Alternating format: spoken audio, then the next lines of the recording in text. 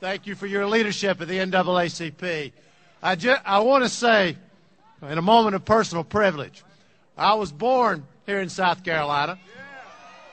Proud to have been born here, proud to be a native son.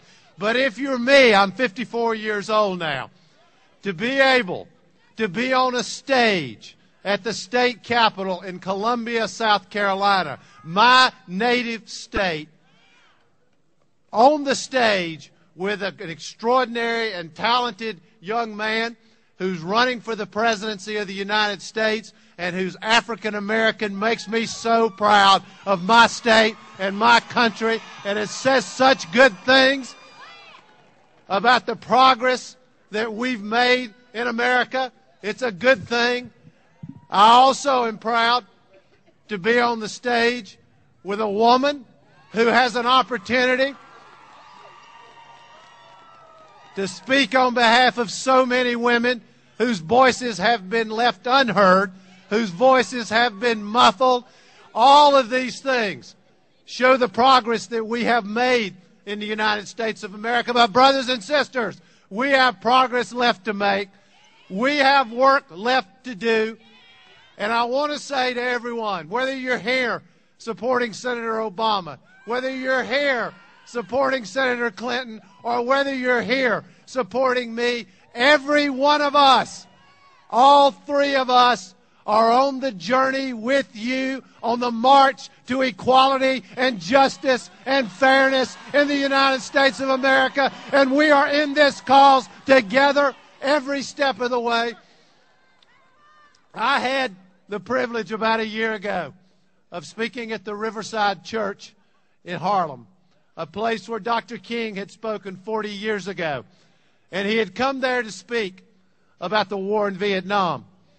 And the words he used, he said, there comes a time in all our lives where if we stand quiet, if we stand silent, when our conscience tells us to speak, that our silence is a betrayal. It is a betrayal of ourselves. It is a betrayal of our country that we love so much. And he came there to speak for the first time against the long and bloody war in Vietnam. Brothers and sisters, we can no longer stand silent. We have to speak out. And we must speak out together, as Barack said, in unity, with one voice. And it is time for us to not remain silent about this war in Iraq. It is time for us to bring our men and women home from Iraq.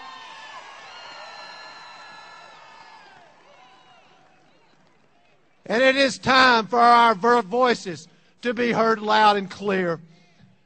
It is time that we can no longer stand silent, because silence is a betrayal to 37 million people who wake up every single day in the United States of America living in poverty, worried about feeding and clothing their children. This is the great moral issue of our was the central issue, along with equality, in the life of Dr. King. I actually did a poverty tour where I went through some of the places that Dr. King had spent time. Marks, Mississippi, which Dr. King spoke of as an island of poverty, surrounded by a sea of affluence. We have islands of poverty all over this country today.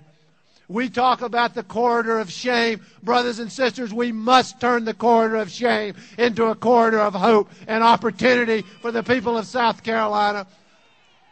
But we cannot stand quietly by and watch our brothers and sisters that are literally worried about feeding and clothing their children.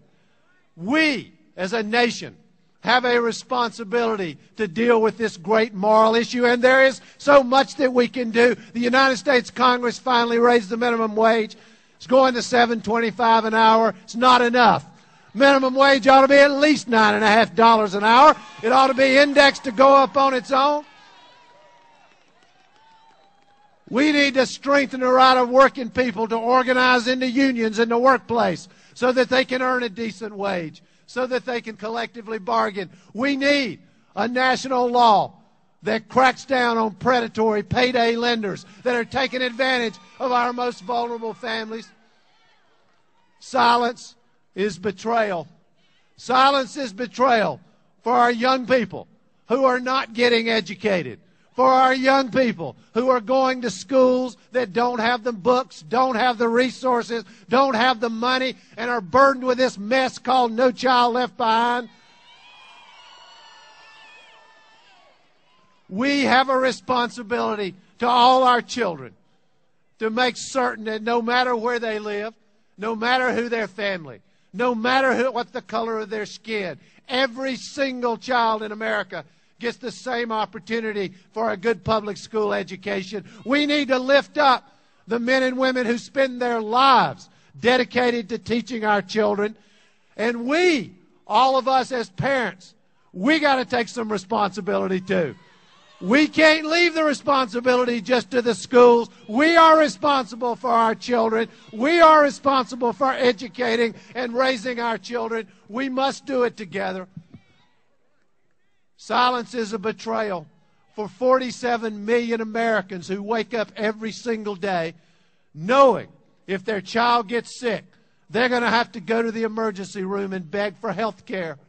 What about women who are like my wife Elizabeth? They find a lump in their breast, find out that they have breast cancer. But unlike Elizabeth, some of these women have no health care coverage. Where are they supposed to go? Who are they supposed to see? You can't get chemotherapy in the emergency room. What are they supposed to do? It is time for us to speak with one voice for universal health care for every man, woman, and child in the United States of America. So, brothers and sisters, my message for today is we are in this together. We are united in this effort to create hope and opportunity, and it is time for us to say enough is enough.